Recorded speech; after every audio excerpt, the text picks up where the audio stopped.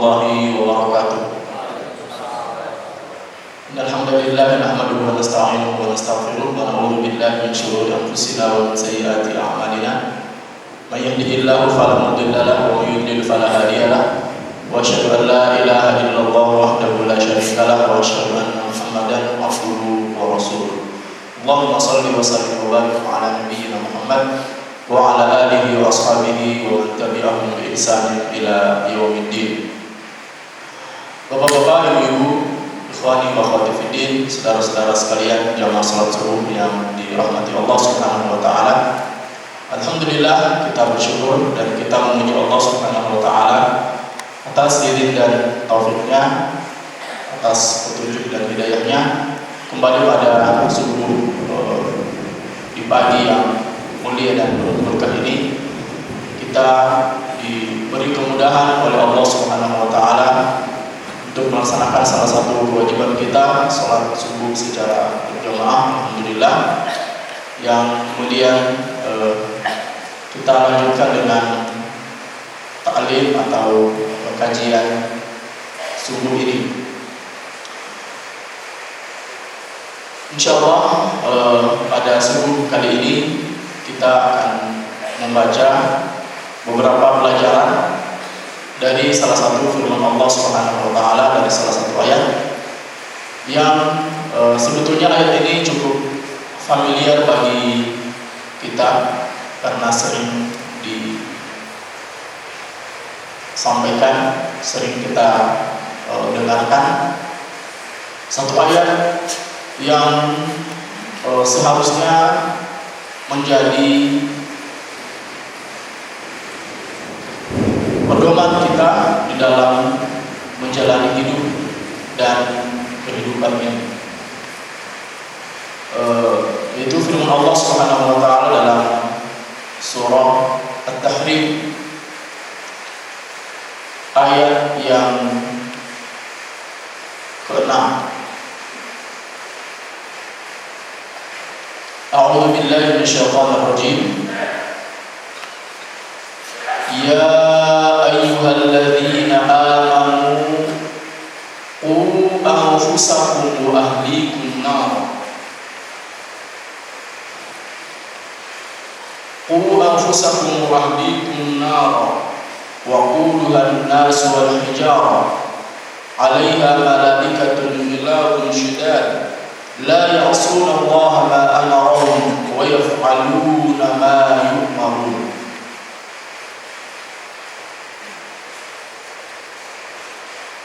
Yang menjadi topik pembahasan kita hanya pangkal dari ayat ini atau bagian awal dari ayat ini. Ya ayyuhalladzina amanu qu anfusakum wa ahlikum nar.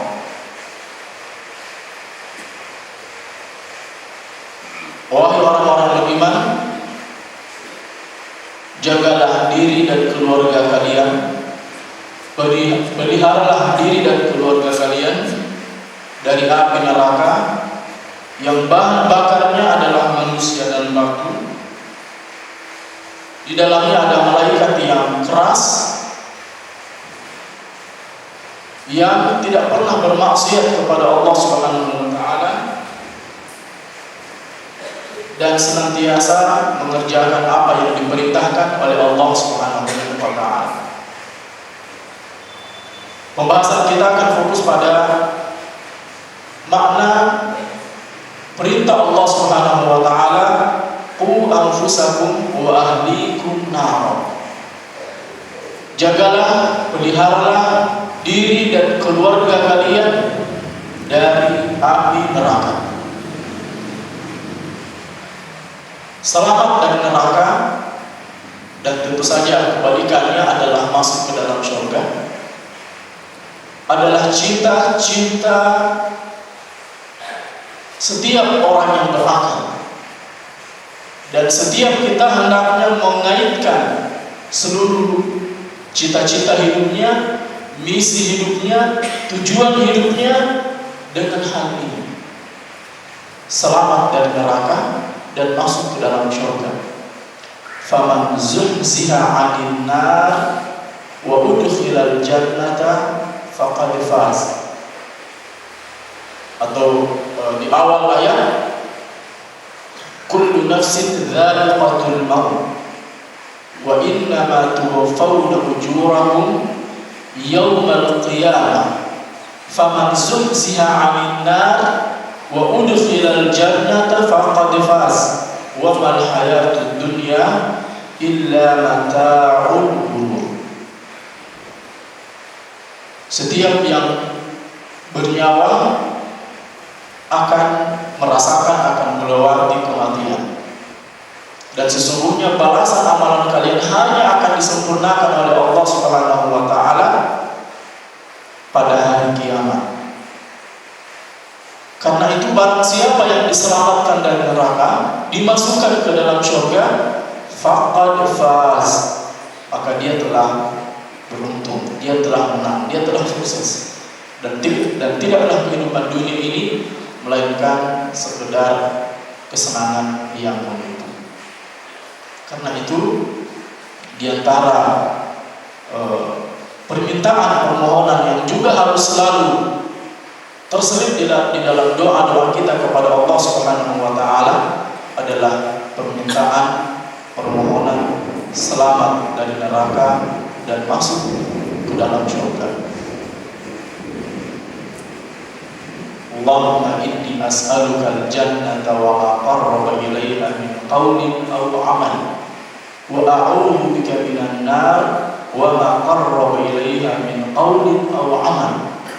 Ya Allah, aku memohon kepadamu surga dan segala yang mendekatkan kepadanya berupa perkataan dan perbuatan.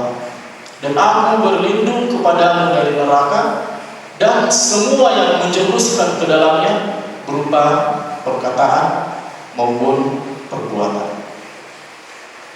Karena ini merupakan cita-cita setiap orang,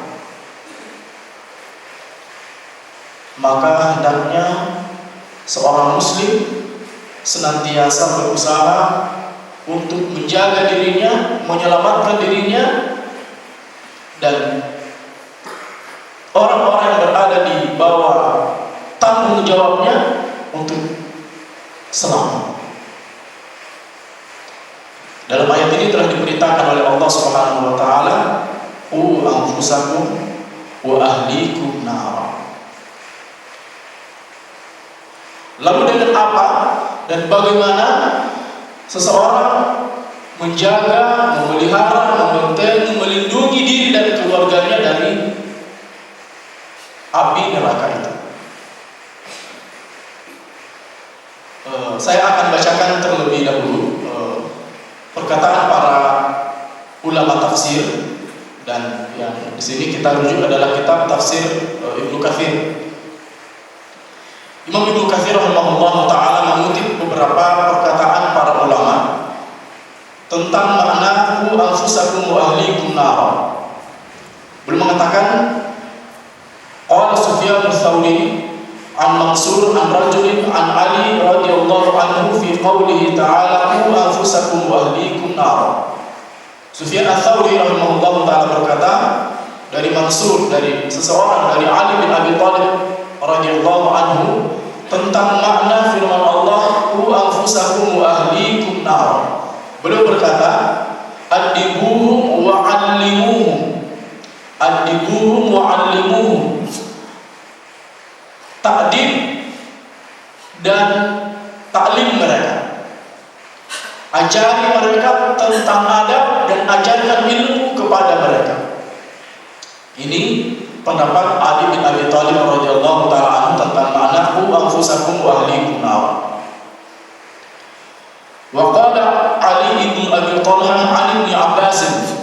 Ini pendapat Ibnu Abbas.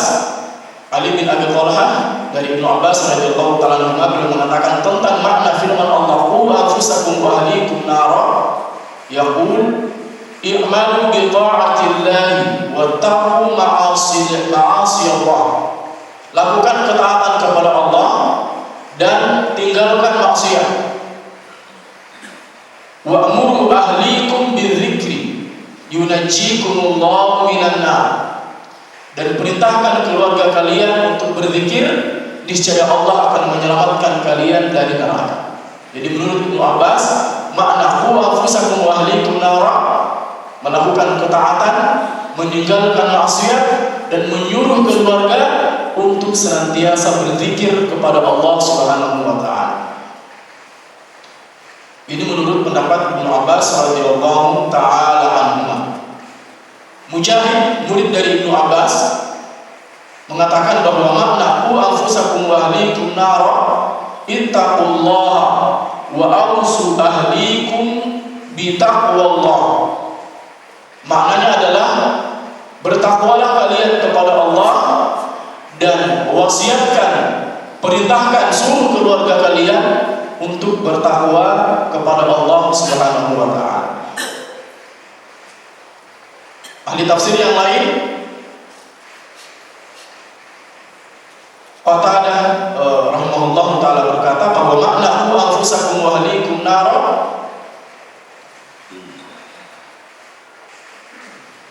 ta'muruhum bi ta'atillah wa tanhahum an ma'siyatillah, yaitu engkau menyuruh mereka melakukan ketaatan kepada Allah dan melarang mereka dari berbuat maksiat. Wa antaqum alaihim bi amrillahi wa ta'muruhum bihi wa tusa'iduhum alaihi, yaitu mengurusi mereka dengan perintah Allah Subhanahu wa taala, menyuruh mereka untuk mengerjakan perintah Allah, serta membantu mereka di dalam melakukan perintah Allah Subhanahu wa taala. Fa idza ra'aita lillahi ma'siyah qada'tahum anha wa zajjartahum anha. Dan jika engkau mereka melakukan maksiat, dan jika mereka melihat mereka melakukan maksiat, maka hendaknya engkau melarang mereka, menahan mereka dari melakukan perbuatan maksiat. Mufassir yang lain juga berkata, di antaranya Al-Dhahhak dan Muqatil mengatakan, haqqun 'alal muslimi ay yu'allima ahlahu min qarabatihi wa imaihi wa 'abidihi ma faradallahu 'alaihi wa ma nahahumullahu 'anhu. Merupakan kewajiban bagi setiap muslim untuk mengajari keluarga, kerabatnya, budaknya, laki-laki maupun perempuan, untuk mengajari mereka hal-hal yang difardukan, yang diwajibkan oleh Allah Subhanahu wa taala, dan hal-hal yang dilarang oleh Allah Subhanahu wa taala. Saya bacakan semua terlebih dahulu perkataan. Kemudian Imam Ibnu Katsir rahimahullah taala setelah memaparkan pendapat-pendapat para ahli tafsir ini tentang makna qu anfusakum wa ahlikum nar, beliau mengatakan, wa fi ma'na hadhihi al-ayah al-hadits alladhi rawahu Ahmad wa Abu Dawud wa Tirmidzi min hadits Abdul Malik bin Rabi' ibn Sabrah an Abi an jaddihi qala. Dan di antara makna hadis ini, makna ayat ini adalah hadis Rasulullah sallallahu alaihi wasallam, murus sabiyya bis salati idza balagha 7 sinin fa idza balagha 10 sinin fadribuhu 'alaiha. Yang semakna dengan ayat ini, kata Imam Ibnu Katsir, adalah sabda Rasulullah sallallahu alaihi wasallam, perintahkanlah seorang anak untuk melakukan salat saat dia berusia 7 tahun, dan pukullah karena meninggalkan salat saat dia telah berusia 10 tahun.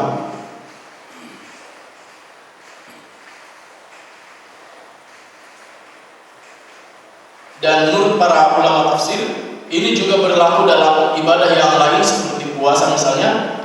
Wa hakadha fi shaum liyakuna dzalika tamrinan lahu 'ala al-ibadati likay yablugha wa huwa mustamirun 'ala al-ibadati wa ta'ati wa mujanabatil ma'siyati wa tarkil munkar. Ini juga berlaku dalam ibadah puasa, agar seorang anak terlatih melakukan ibadah sehingga ketika dia balik, dia telah terbiasa melakukan ibadah dan ketaatan kepada Allah serta meninggalkan maksiat dan kemungkaran.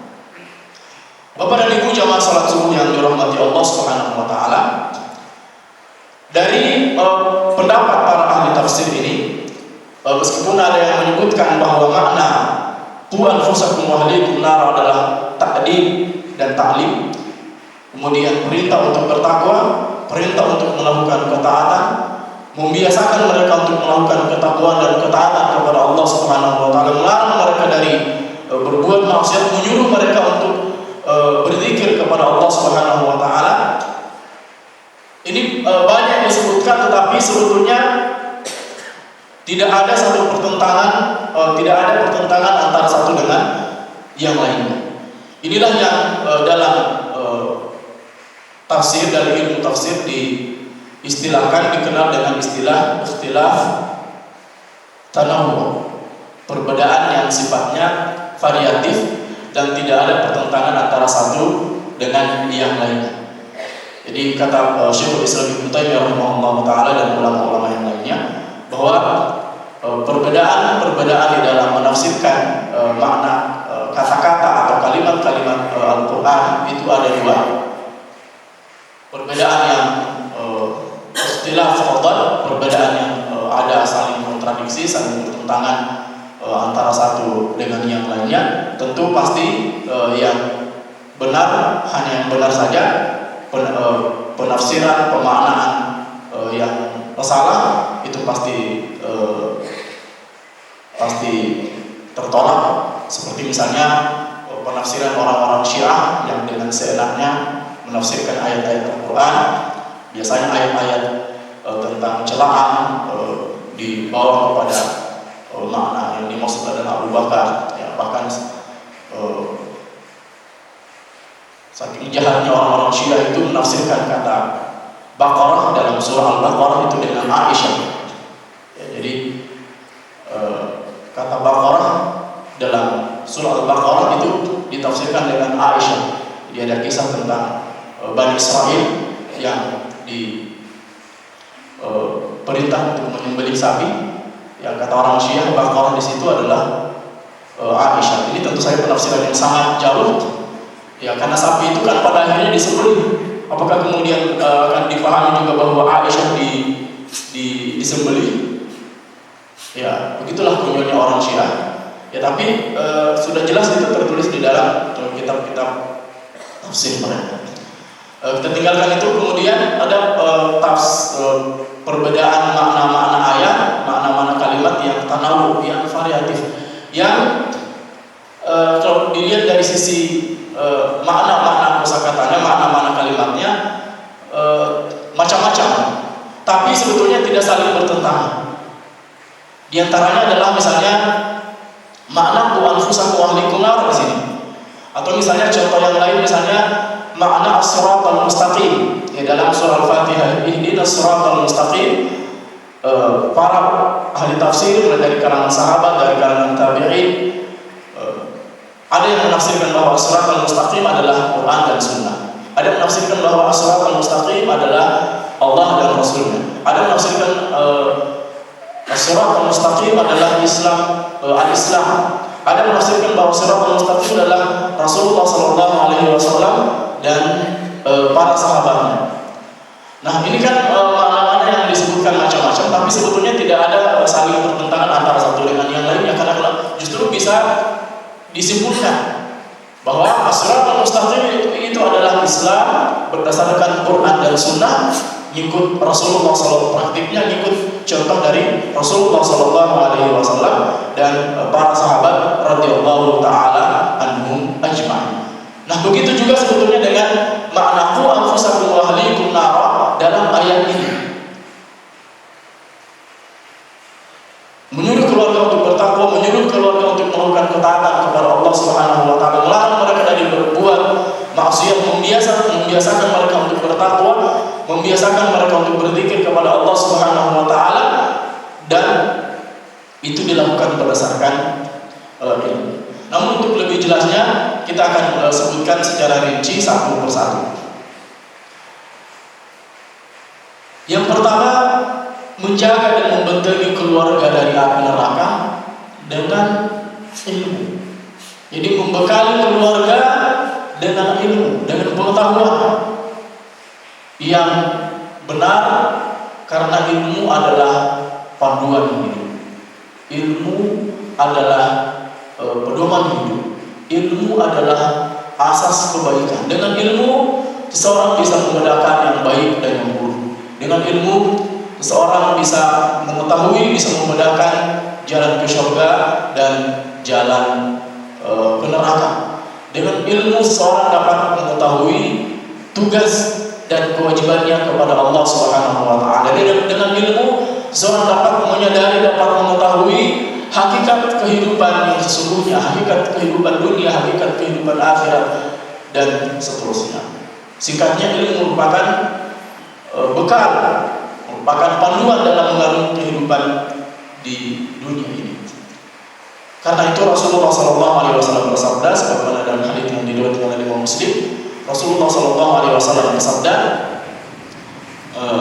"Man salaka tariqan yaltamisu fihi ilman, sahhalallahu lahu bihi tariqan ilal jannah." Siapa yang mencari ilmu, menempuh satu jalan untuk mendapatkan ilmu, maka Allah akan mudahkan baginya jalan menuju surga. Artinya, kalau Allah memudahkan orang itu masuk ke surga, pada saat yang sama Allah akan menutup untuk orang itu jalan-jalan, pintu-pintu menuju ke neraka. Dalam hadis yang lain Rasulullah SAW mengatakan, "Man yuridillahu bihi khairan yufaqihuhu fid din." Siapa yang Allah kehendaki kebaikan terhadapnya, maka Allah pahamkan orang itu terhadap agama. Dan dalam Islam, ya, kenapa seseorang diharuskan menjaga, melindungi, memelihara, membentengi diri dan keluarganya dari api neraka dengan ilmu? Karena pada dasarnya, pada prinsipnya, mencari ilmu hukumnya wajib bagi setiap muslim. Talabul ilmi fardhatun ala kulli muslim. Mencari ilmu wajib hukumnya bagi setiap muslim. Tentu saja standar dan ukuran kewajiban di sini berbeda-beda, bertingkat-tingkat setiap orang. Hanya saja secara umum ada yang wajib ain dan ada yang wajib kifayah. Ada yang wajib ain dan ada yang wajib kifayah. Wajib ain adalah ilmu yang memang setiap orang harus tahu. Jadi setiap orang harus tahu. Ilmu fardu ain itu, ilmu wajib ain itu adalah ilmu yang berkenaan dengan peningkatan kapasitas dan kualitas diri seseorang sehingga dia makin baik di sisi Allah Subhanahu wa taala. Sementara ilmu fardu kifayah itu adalah ilmu berkenaan dengan, ya, bukan urusan pribadi orang per orang. Jadi ilmu fardu ain itu berkenaan dengan urusan pribadi, person-person, setiap orang masing-masing dengan Allah Subhanahu wa taala. Adapun ilmu fardu kifayah adalah ilmu berkenaan dengan eksistensi, kebangkitan, kemajuan sebuah masyarakat, kemajuan sebuah bangsa, sebuah umat, sebuah peradaban. Jadi ilmu fardu itu adalah ilmu bagaimana kita ini makin baik di mata Allah, makin saleh, makin bertakwa, makin taat kepada Allah Subhanahu wa taala. Tapi ilmu fardu kifayah bagaimana masyarakat ini makin maju, makin baik, makin sejahtera dalam urusan dunianya. Ya, karena itu ilmu yang membuat sebuah umat makin maju, sebuah umat makin berkembang, sebuah masyarakat makin berperadaban, ini hukumnya fardu kifayah. Maka masuk di dalamnya setelah pendalaman ilmu syar'i, pendalaman ilmu syar'i, maka masuk juga di dalamnya adalah ilmu yang berkenaan dengan hajat dan kebutuhan orang banyak. Ilmu yang berkenaan dengan bagaimana sebuah masyarakat itu bisa tetap eksis. Ilmu kedokteran, ilmu pertanian, ilmu ekonomi, ilmu-ilmu penunjang kehidupan. Artinya tidak perlu semua orang jadi dokter. Tapi dalam sebuah masyarakat, dalam sebuah negara, sebuah bangsa harus punya dokter. Harus punya dokter. Tidak harus semua orang menjadi ahli pertanian. Tapi dalam sebuah masyarakat, dalam sebuah bangsa, sebuah negara harus ada orang yang menguasai pertanian. Kalau tidak ada ahli pertanian sehingga kemudian urusan pertanian orang itu kemudian tidak terurus, sehingga kemudian orang semuanya kelaparan, orang semuanya mati, maka bisa dihukumi berdosa. Ilmu pertama yang wajib ditanamkan yang berkenaan dengan tanggung jawab seseorang atas diri dan keluarganya, yang dengan ilmu itu dia menjaga diri dan keluarganya dari api neraka, adalah ilmu fardu ain. Ilmu fardu ain. Bagaimana seseorang menanamkan kepada anaknya, mengajarkan kepada anaknya ilmu fardu ain, tentang akidah, tentang ibadah, tentang keimanan, dan seterusnya dan seterusnya. Dan Ibnu Katsir sudah mencontohkan dalam kitab tafsirnya, mencontohkan ibadah salat. Dia mencontohkan misalnya ibadah salat. Kemudian yang kedua, ini sengaja kita pisahkan biar bisa lebih fokus. Kemudian yang kedua, membentengi, menjaga, memelihara diri dan keluarga dari api neraka dengan mendidik mereka menjadi pribadi yang beradab.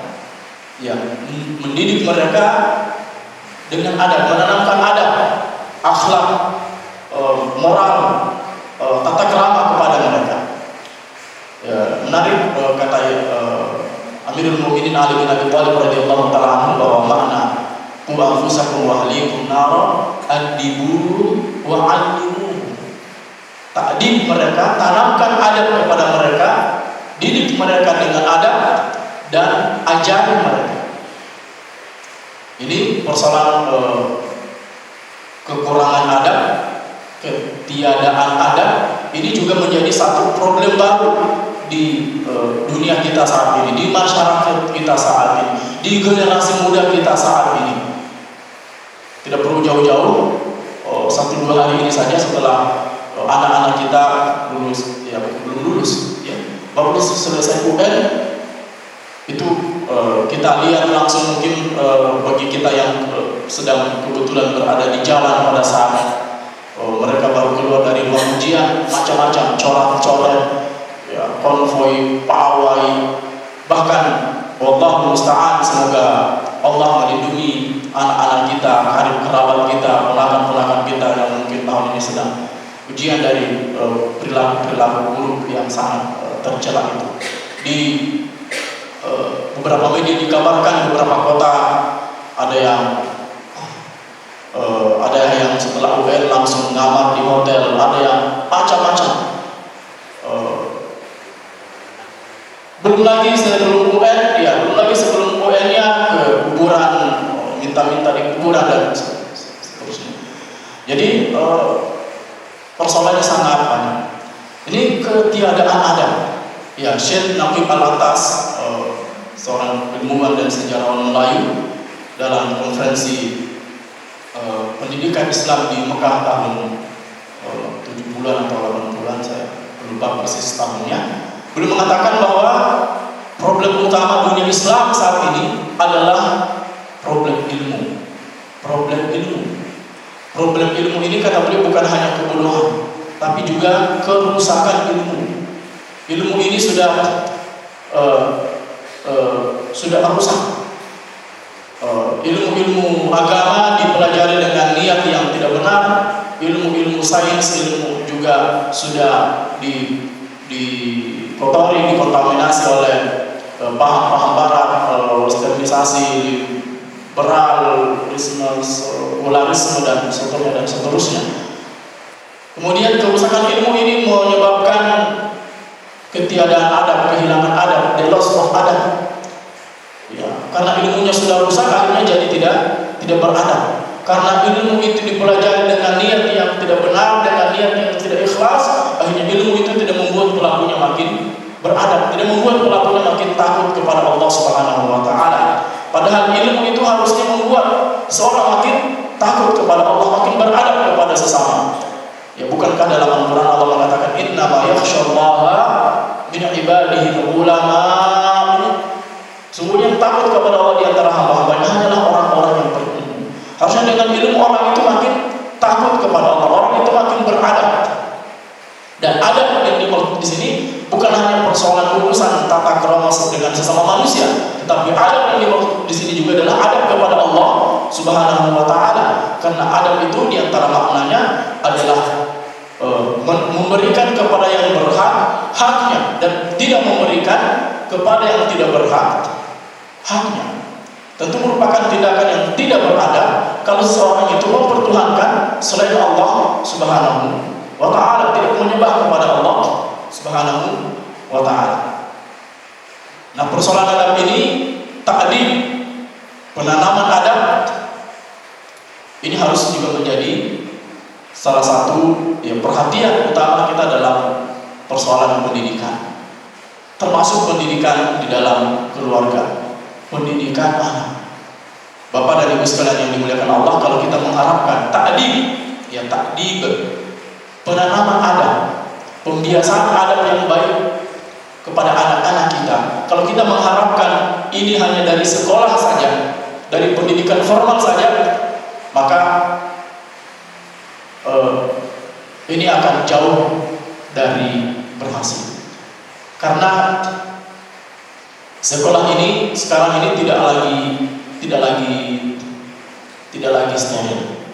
Kalau dia dapat guru yang baik, dia akan berteman dengan teman-teman yang tidak baik. Satu-satunya benteng terakhir adalah di rumah.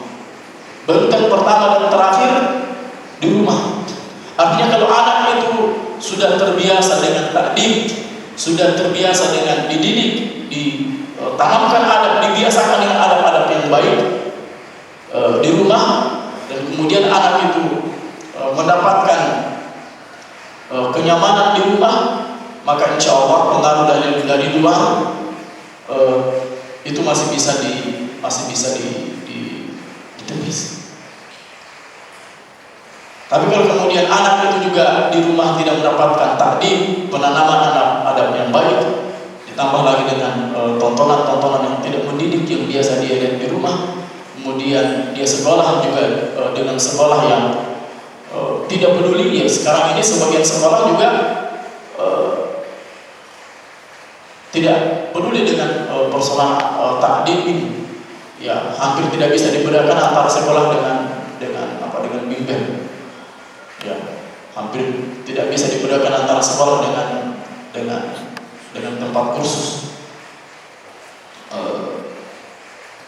Jadi ini harus menjadi perhatian, ta'dib, menanamkan adab. Kemudian yang berikutnya, kalau kita sebutkan secara singkat, mengajak keluarga untuk melakukan ketaatan kepada Allah Subhanahu wa ta'ala.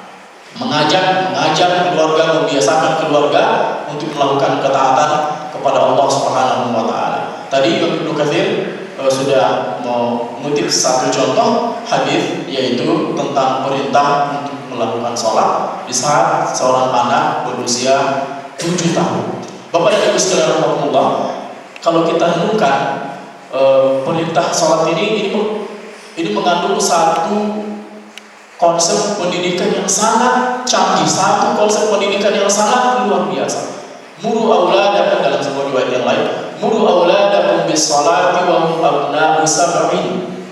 Perintahkan anakmu sholat pada saat dia berusia 7 tahun, dan pukullah dia kalau tidak sholat. Ini tentu ada penjelasannya. Kalau tidak sholat di saat dia sudah berusia 10 tahun, dan pisahkan tempat tidurnya.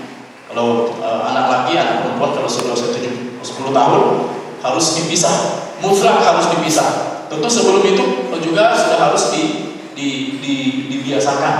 Ya, apalagi kalau kondisi rumah memungkinkan, misalnya usia 5 tahun, usia 7 tahun sudah harus dibiasakan dipisah tempat tidurnya.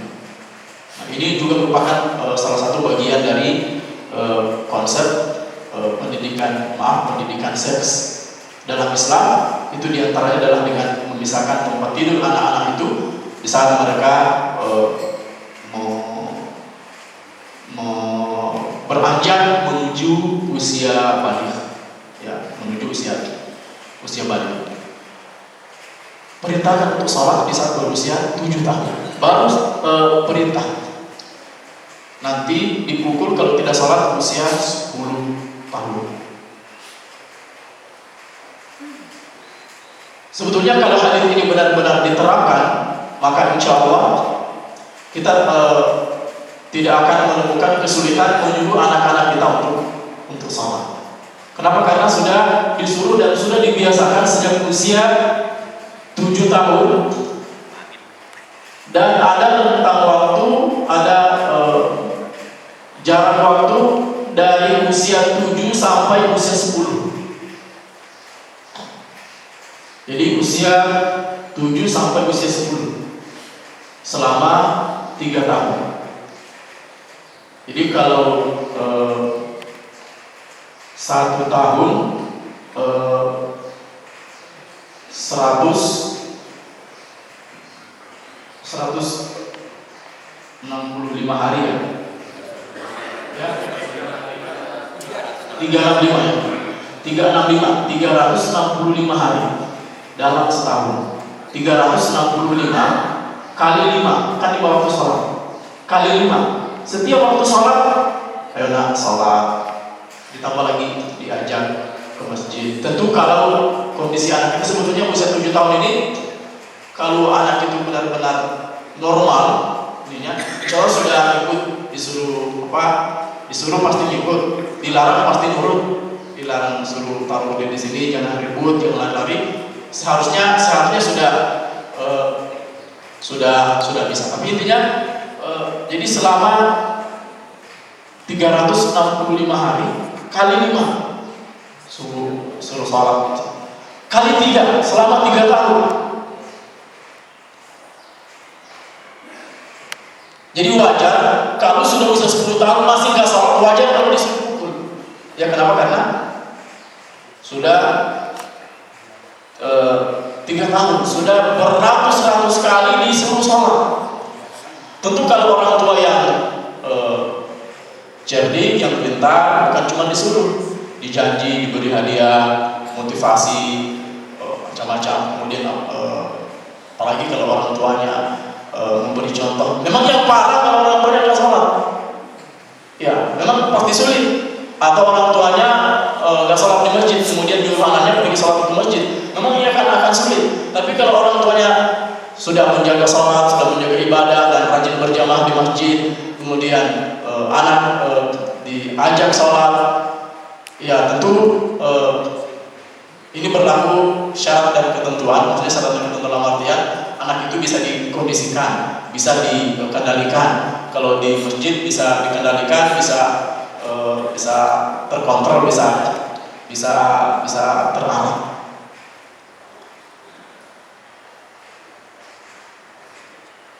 Orang-orang di luar Islam itu salah satu cara mereka untuk menyerang Islam adalah kata mereka Islam itu sangat tidak manusiawi, kalau anak harus dipukul. Mereka tidak tahu bahwa sebetulnya konsep memukul di sini itu bukan konsep satu-satunya.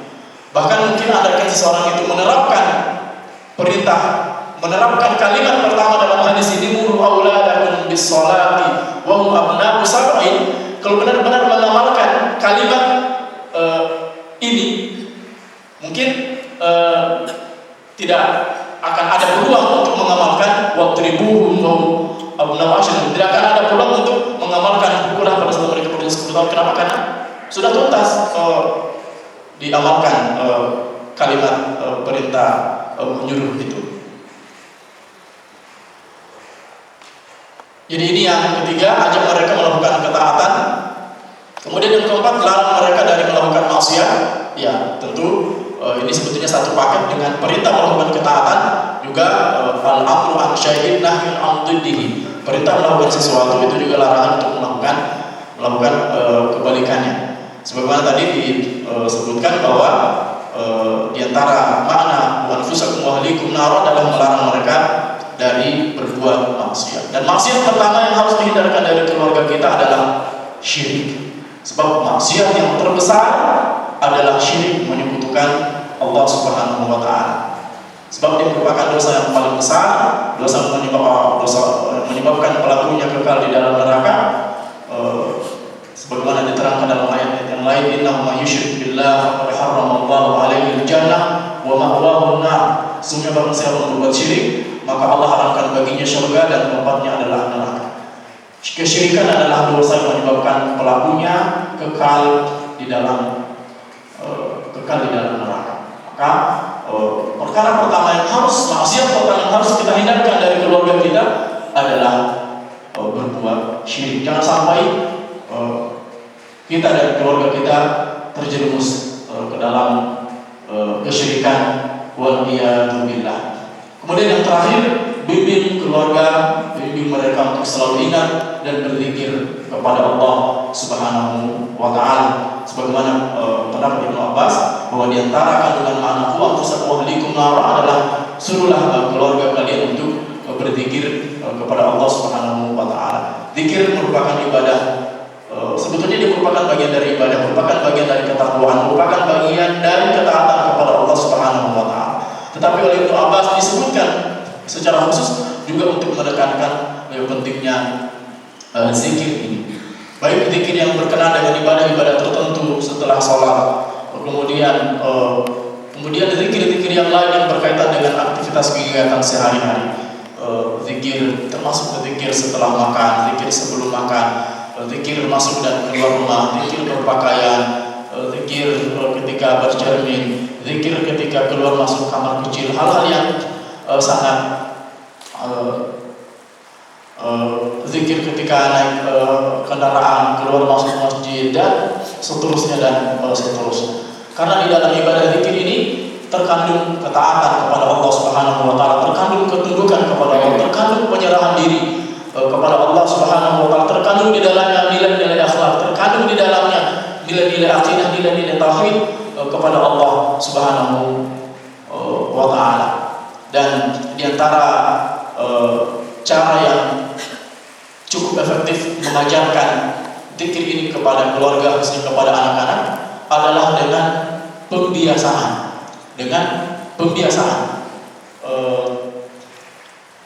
Kebetulan saya baru punya anak, maksudnya masih sementara belajar mendidik anak gitu.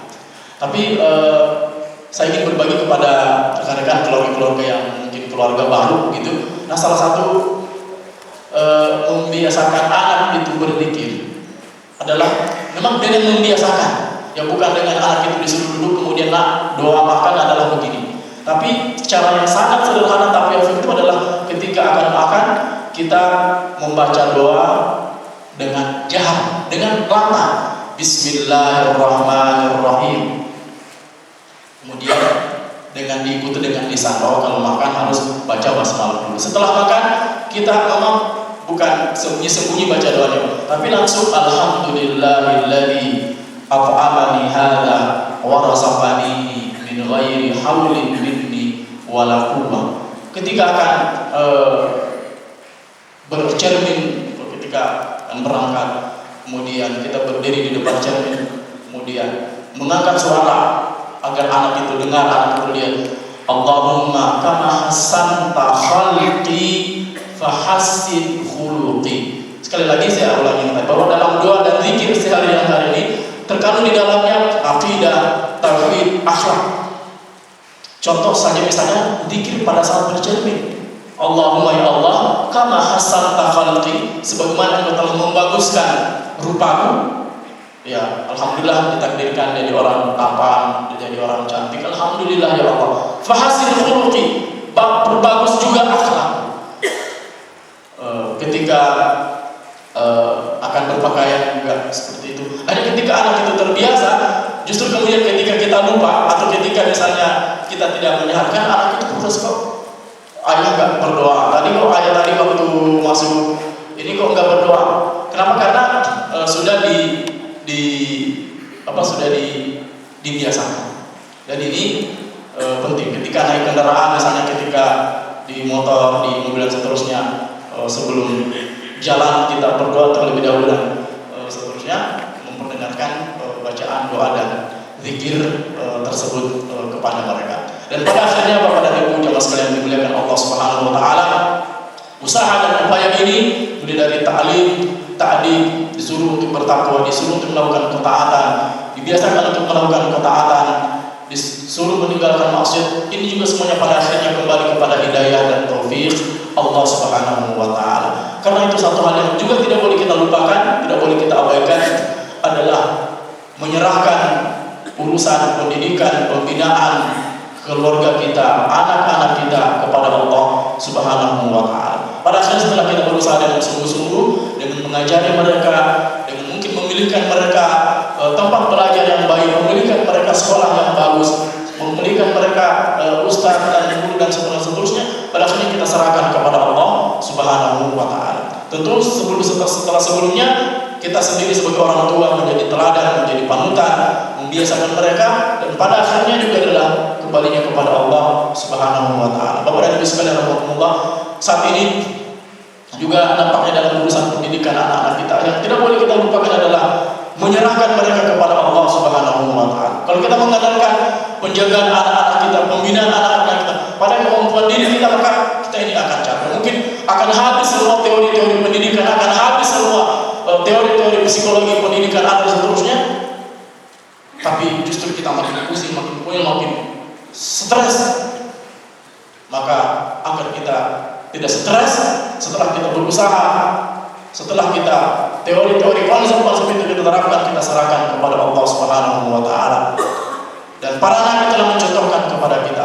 Orang sahabat Nabi Ibrahim alaihissalam berdoa meminta kepada Allah Subhanahu wa taala, Rabbi junubni wa baniya an na'budal asnam. Ya Allah, jauhkan aku dan keluarga aku dari menyembah berhala.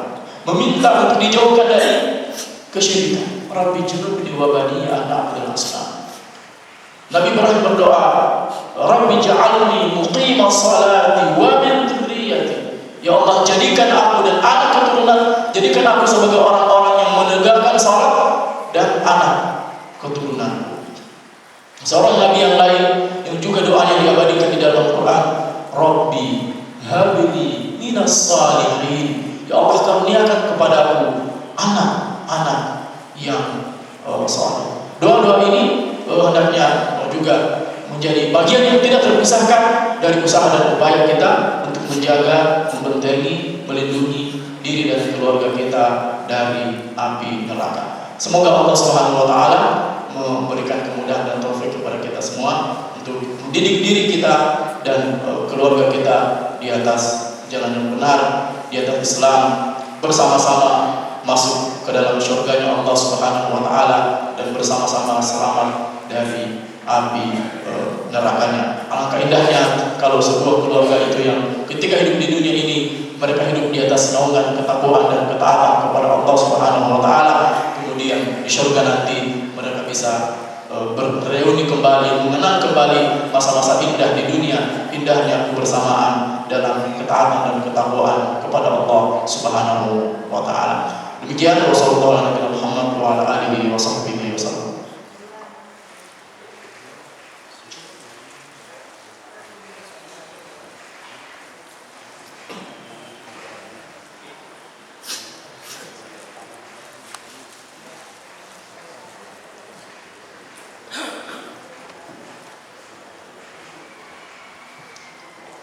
Mudah-mudahan tidak ada pertanyaan. Ya, silakan Pak. Ya, saya mau menanyakan tadi masalah wajibnya mencari ilmu. Apabila kita misalkan saat ini kan kita ngaji misalnya seminggu sekali. Kalau dalam sholat ini kan wajib katakan 5 kali sehari. Ya kan, kalau dalam mencari ilmu bagaimana yang dimaksud dengan wajibnya mencari ilmu? Mungkin begitu aja Ustaz. Ya, bismillah. Alhamdulillah, salatu wassalamu ala rasulillah. Wajibnya mencari ilmu, kata para ulama, misalnya Imam Ibnu Qudamah dalam Mukhtasar Minhajul Qasidin. Ini Mukhtasar Minhajul Qasidin ini ringkasan dari Ihya Ulumuddin. Ulumuddin Al-Ghazali, karya Al-Ghazali itu diringkas oleh Ibnu Jauzi menjadi Minhajul Qasidin, kemudian diringkas lagi oleh Ibnu Qudamah menjadi Mukhtasar Minhajul Qasidin. Ketika menjelaskan hadis talabul ilmi fardhu ala kulli muslim, bagaimana kemudian penerapan hadis ini?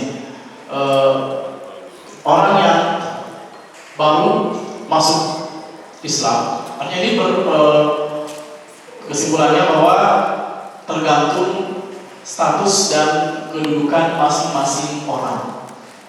Orang yang mengucap syahadat masuk Islam, kemudian misalnya pagi ini habis salat subuh dia ucap syahadat, ya tentu setelah itu dia wajib, pertama baginya wajib dia belajar sholat, karena nanti mau sholat dulu dia wajib belajar tata cara sholat yang benar, kaifiat sholat yang benar. Nanti dia mau masuk bulan Ramadan, dia wajib belajar fikih puasa. Kalau dia juga orang kaya, punya harta dan hartanya sudah cukup nisab, sudah memenuhi syarat untuk dia berzakat, maka dia wajib tahu tentang ilmu tentang zakat. Dia seorang pedagang, dia wajib tahu tentang ilmu jual beli, hukum-hukum jual beli.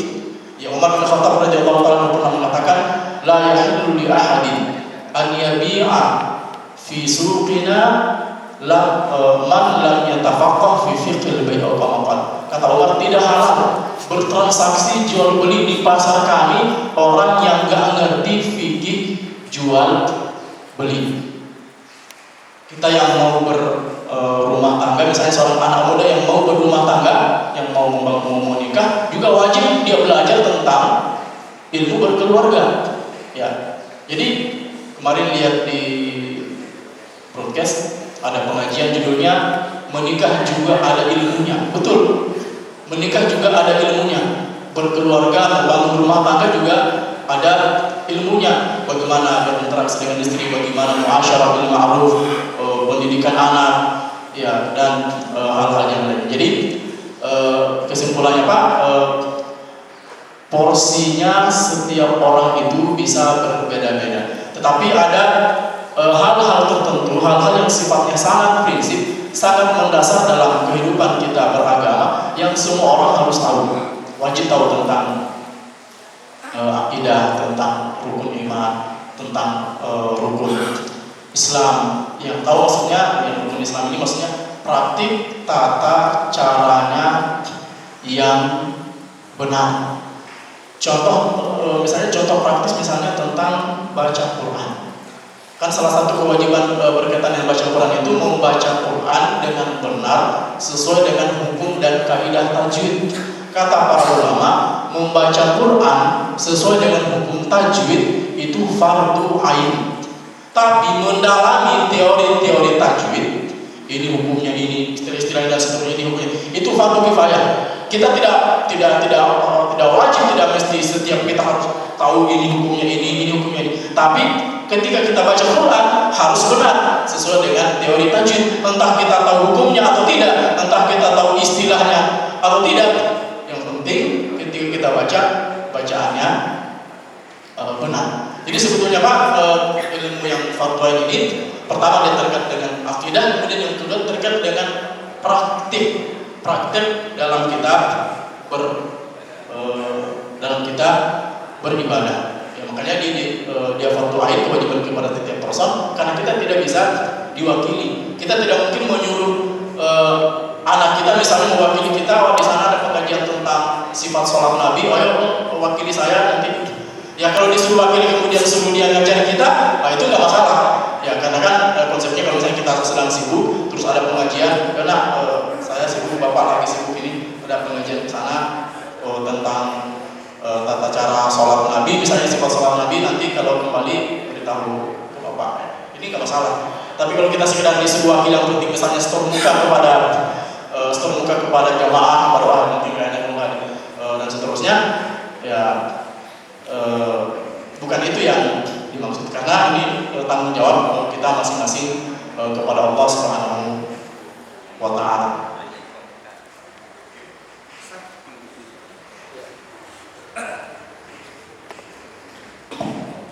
Terima kasih. Tadi sudah dijelaskan Ustaz beberapa poin penting dalam rangka puasa.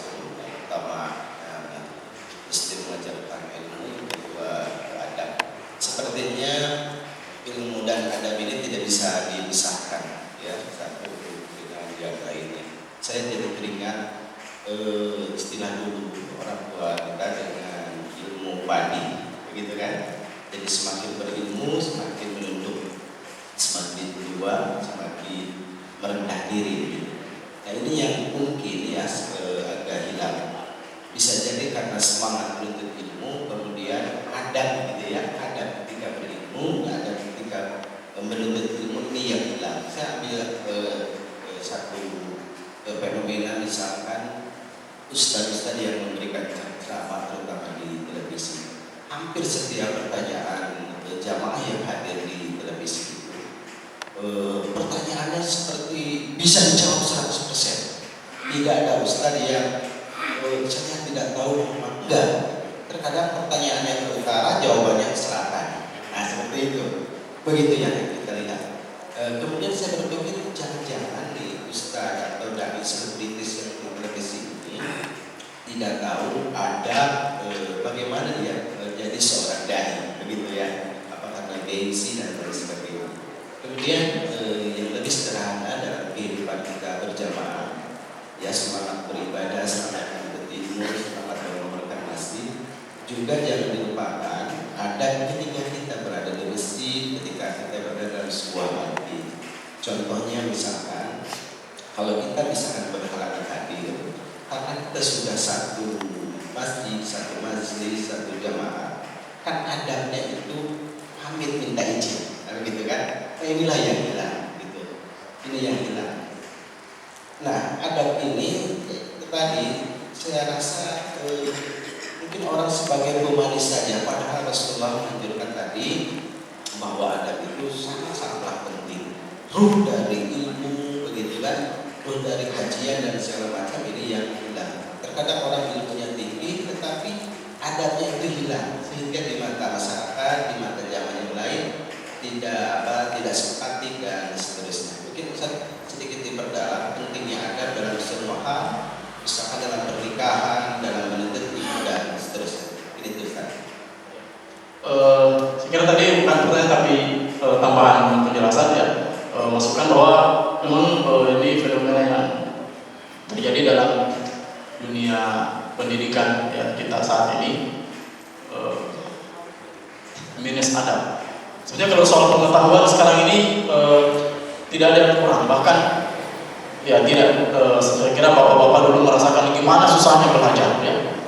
Kita cari buku saja sangat susah ya untuk dibaca di perpustakaan sekolah-sekolah. Tentu bapak-bapak yang usia sudah puluhan 50 tahun ke atas, 60 tahun ke atas. Sekarang ini anak-anak kita mau cari apa saja sangat mudah. Bahkan mungkin kalau sedang ulangan, sedang ujian, andaikan tidak dilarang bawa HP, bawa itu bisa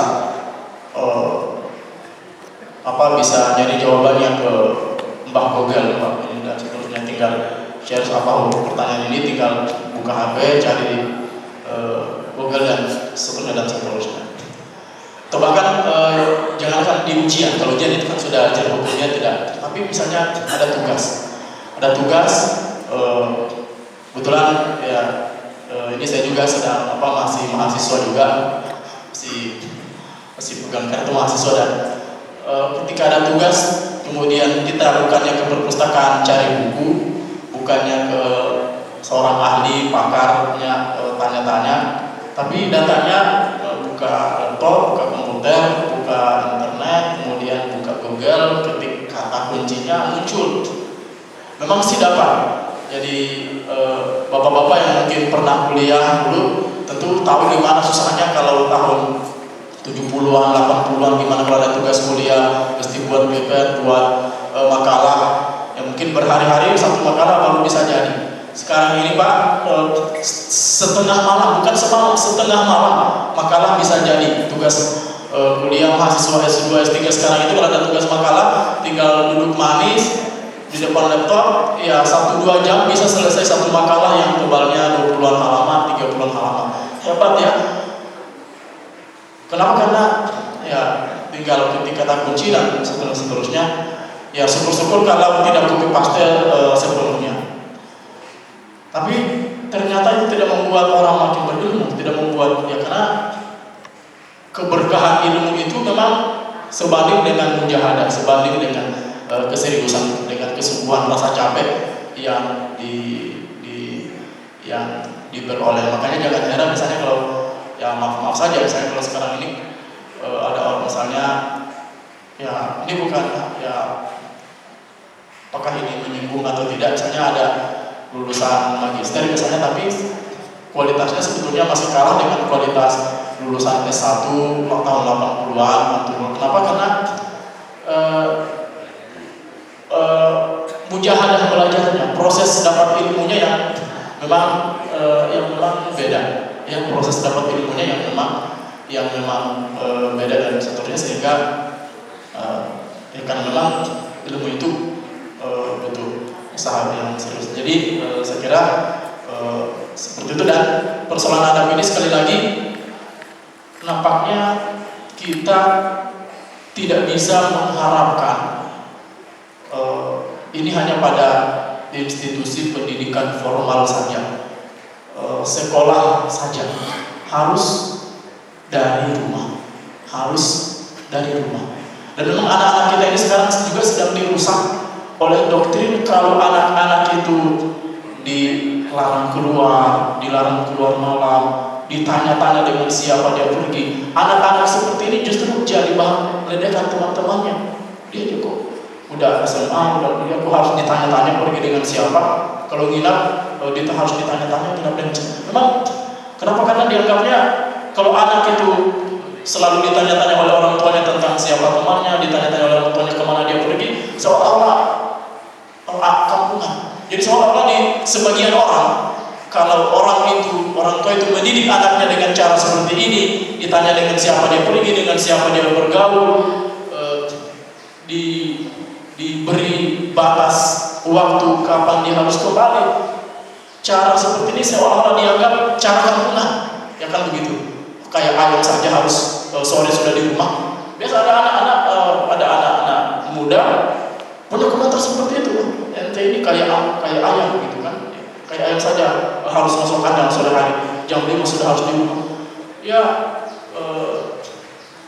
memang ya sudah kebalik-baliklah semuanya. Makanya memang intinya Bapak dan Ibu sekalian, saya kira mudah-mudahan kita semua sepakat kalau intinya di rumah.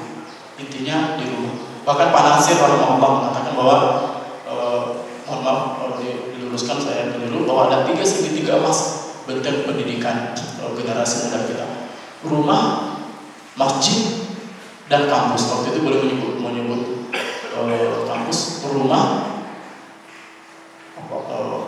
masjid, dan kampus. Yang mungkin sekarang ini bisa ditambah misalnya pesantren. Tapi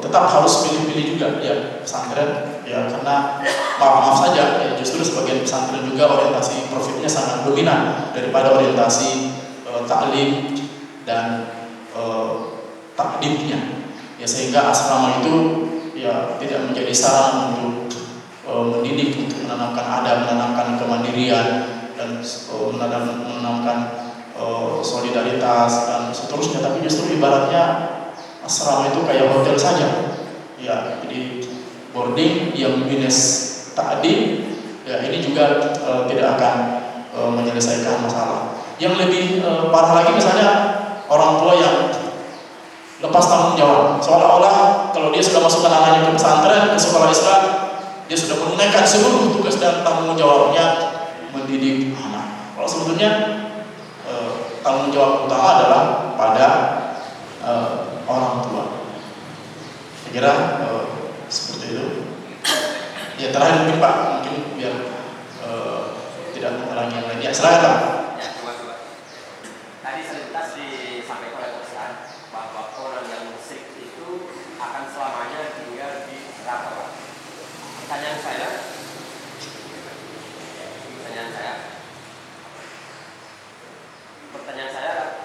menurut ajaran Ahlussunnah wal Jamaah bahwa orang itu tidak selamanya di neraka, tapi akan satu waktu Allah akan mengangkat ke surga. Mohon penjelasannya Pak. Ya, penjelasan pertama bahwa yang dimaksud adalah orang yang musyrik, berbuat syirik dan meninggal dalam keadaan tidak bertobat dari kesyirikannya, ya, tidak bertobat dari kesyirikannya. Jadi meninggal dalam keadaan tidak bertobat dari kesyirikannya. Ini yang pertama. Kemudian yang kedua, memang ada sedikit khilaf di kalangan para ulama tentang makna ayat Inna Allah la yaghfiru an yushraka bihi wa yaghfiru ma duna dzalika liman yasha. Sebenarnya Allah mengampuni dosa, Allah tidak akan mengampuni dosa syirik, dan Dia mengampuni dosa selain syirik bagi siapa yang dikehendakinya. Namun para ulama termasuk Imam Musa sendiri dan sedikit berbeda pendapat tentang makna duna dzalik, selain syirik, selain itu. Apakah yang dimaksud di sini adalah dosa besar selain syirik atau syirik kecil?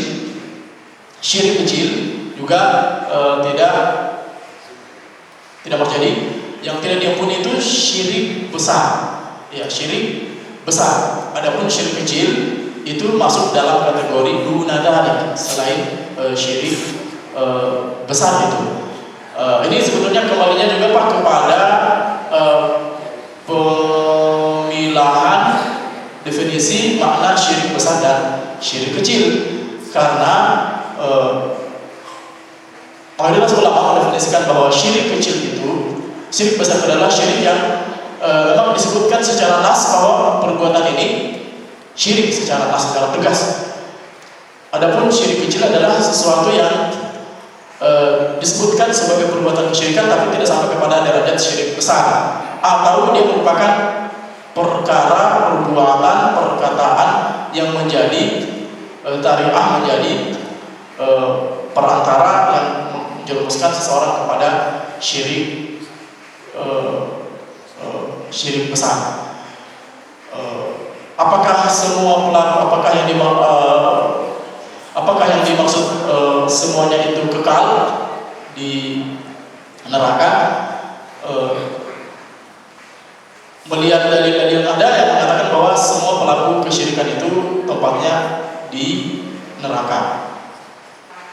Adapun pelaku dosa besar itu tidak kekal di dalam neraka. Berlaku pada mereka hadis Nabi SAW bahwa akan dikeluarkan dari neraka seorang yang di dalam hatinya ada keimanan meskipun hanya sekecil biji zarrah saja. Kalaupun ada yang memasukkan, kalaupun sebagian ada yang memasukkan bahwa syirik kecil juga masuk, bahwa syirik kecil itu tidak kekal di dalam neraka, itu berangkat dari definisi tadi, dari definisi bahwa syirik kecil itu disebutkan sebagai perbuatan kesyirikan namun tidak sampai kepada syirik akbar. Wallahu ta'ala a'la wa a'lam. Jadi begitu Pak. Ya saya kira ya cukup Pak ya. Mohon maaf. Saya sebetulnya tadi malam dengan Ustaz Agus jadinya cuma sampai ya cuma sebentar karena ada kegiatan juga setelah ini. Semoga Allah SWT mengaruniakan kepada kita ilmu yang bermanfaat. Allahumma anfa'na ma'alamtana wa alimna ma yanfa'una wa zidna ilman. Subhanallah wa bihamdika asyhadu an la ilaha illa anta astaghfiruka wa atubu ilaik.